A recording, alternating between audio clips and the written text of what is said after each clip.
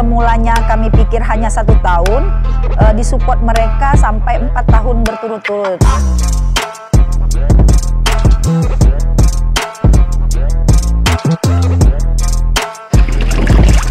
Karena dari mulai kita dapat bantuan sampai sekarang, banyak kan cobaan, Pak, rintangan banyak. Tapi alhamdulillah sekarang jerih payah kita ada hasilnya gitu ya.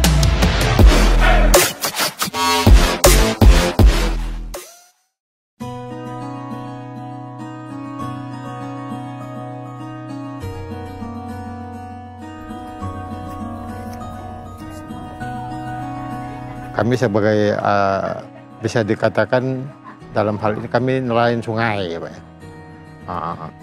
Tadinya untuk lingkungan sekarang ini ekosistemnya udah nggak memungkinkan lagi Pak habitat tuh. Jadi kita perlu pengembang biakan lebih lanjut. Jadi dalam hal ini sangat menunjang sekali dalam pembudidayaan gitu ya.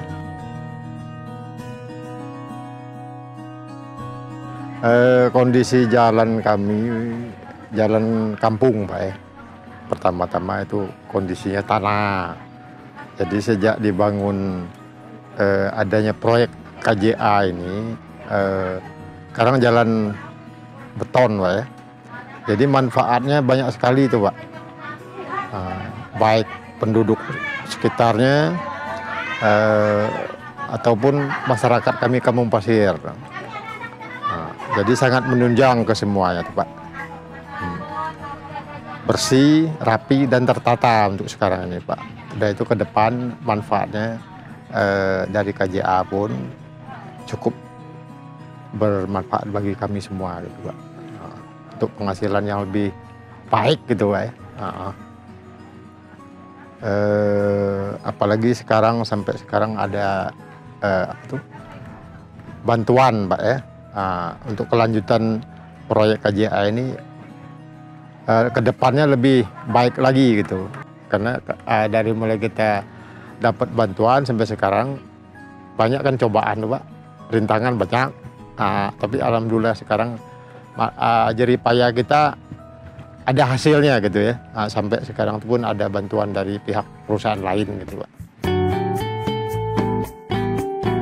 Di tahun 2021 kebetulan kita ada program dari Kotaku itu untuk kegiatan livelihood, untuk pengembangan infrastruktur bagi peningkatan pendapatan masyarakat yang berpenghasilan rendah. Jadi sampai sekarang alhamdulillah kemarin telah dibentuk dengan adanya KJA ini, salah satu bentuk dari program Kotaku yang ada. Mudah-mudahan dengan KJA ini harapan pemerintah pusat maupun daerah terhadap peningkatan pendapatan masyarakat dengan diwadahi oleh BKM maupun KSM, kita berharap bisa meningkatkan pendapatan mereka untuk kedepannya.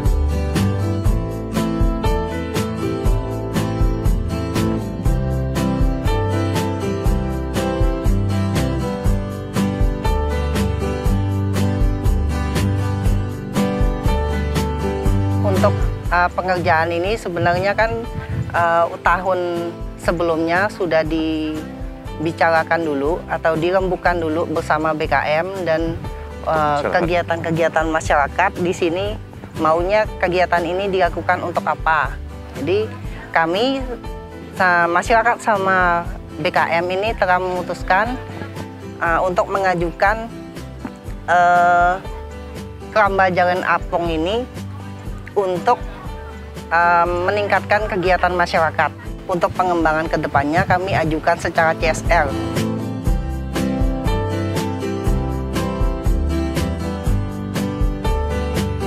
Setelah pengerjaan proyek keramba jaring apung ini selesai, dari BKM kita lihat kekurangan modal atau macam mana gitu. Nah, jadi kan kita kumpul kawan-kawan yang lain, gimana kita solusinya untuk mencari modal lah gitu untuk bantu biar ekonomi masyarakat di sini terbantu. Dari kawan-kawan yang lain-lain ada menunjuk yang umpamanya kami dibantu sama Pokja Perkim, diarahkan ke RBT gitu, ada yang ke lain-lain, cuman kita belum tahu juga yang lainnya bagaimana. Tapi syukurlah bagusnya RBT cepat dan tanggap gitu.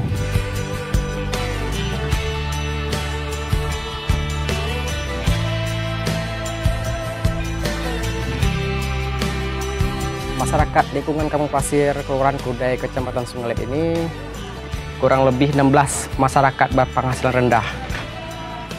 Selebihnya ada yang di buruh harian, wira swasta, tapi banyak berkecimpung di perikanan ini ada 16 MBR. Untuk pelaksanaan prosesnya, awal-awalnya kita lakukan rembuk warga terlebih dahulu.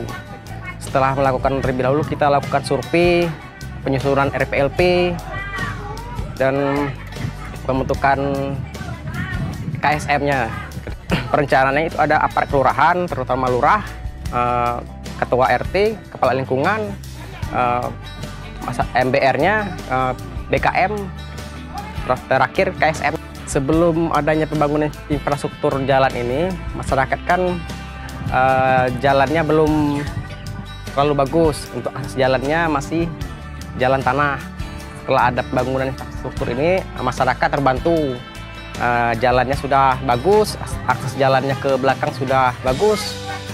Dan kedepannya mudah-mudahan KJA ini menjadi potensi wisata. Untuk RBT di sini sebenarnya kita sudah menjalin kerjasama. Ya, karena pada tahun 2021, alhamdulillah pihak RBT juga berkolaborasi dengan pemerintah Kabupaten Bangka dalam hal ini terkait kegiatan di skala kawasan, ya, segmen 1 yang Kampung Nata Nelayan. Karena itulah kita mencoba untuk membantu BKM yang ada di Kelurahan Kudai ini untuk meneruskan proposal yang sudah mereka susun. Akhirnya saya berkoordinasi dengan kawan-kawan tim Kotakku. Saya minta proposalnya karena proposal itu dibuat oleh mereka yang diketahui oleh Lurah Kudai, ya. Jadi bukan kita dari Pokja PKP yang buat, tapi kalau misal yang di Kampung Nata itu memang pemerintah Kabupaten Bangka atas nama Pak Bupati itu yang buat.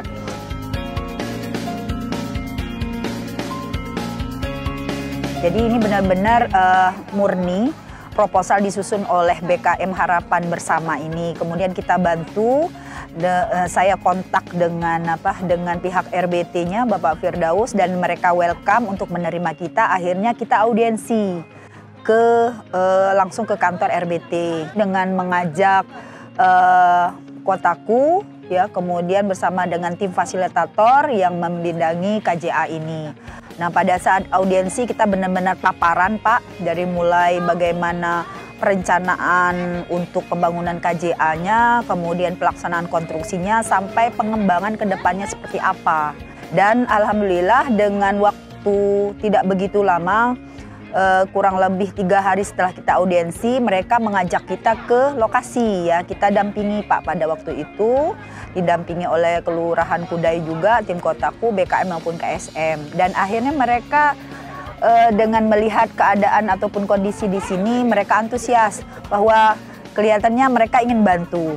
Pada pertemuan kita yang ketiga, alhamdulillah mereka sudah mendapatkan informasi dari manajemen bahwa manajemen akan mensupport. Bahkan yang semulanya kami pikir hanya 1 tahun, disupport mereka sampai 4 tahun berturut-turut. Ya, insya Allah ini akan bertahap seperti itu.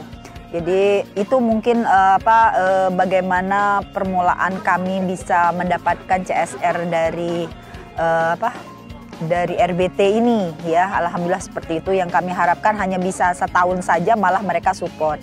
Hal ini itu dilakukan mereka dalam hal mereka ingin agar mereka lebih concern dalam hal untuk sebagai lokasi pilot project untuk mendapatkan proper emas dalam hal untuk pengelolaan lingkungan.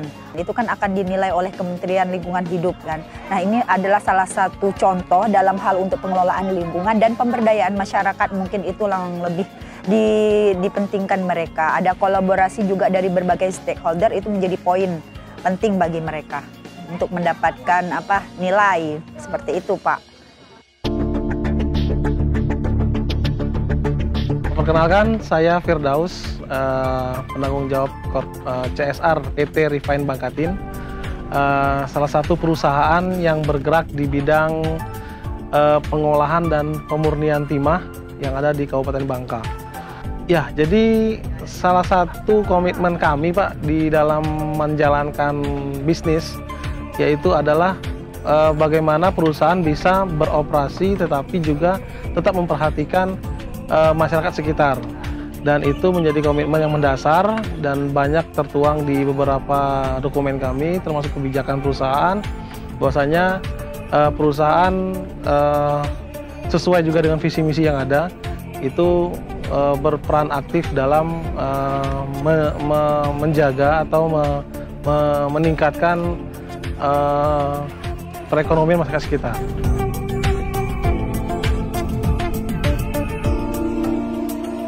Info awal itu datang dari teman-teman Dinas Pemukiman Kabupaten Bangka, di mana pada tahun sebelumnya kami juga sudah mulai kolaborasi dengan kawan-kawan dari Dinas Pemukiman Kabupaten Bangka itu untuk pengembangan di Kampung Natak. Nah, tahun ini Bu Elvi selaku Kabid di Dinas kemudian berkomunikasi dengan kami kembali dan kami lakukan beberapa kali pertemuan. Kami juga minta atau kami undang kawan-kawan dari Dinas untuk datang ke perusahaan dan melakukan presentasi, dan itu kami lihat sejauh ini sejalan dengan konsep yang ada di perusahaan.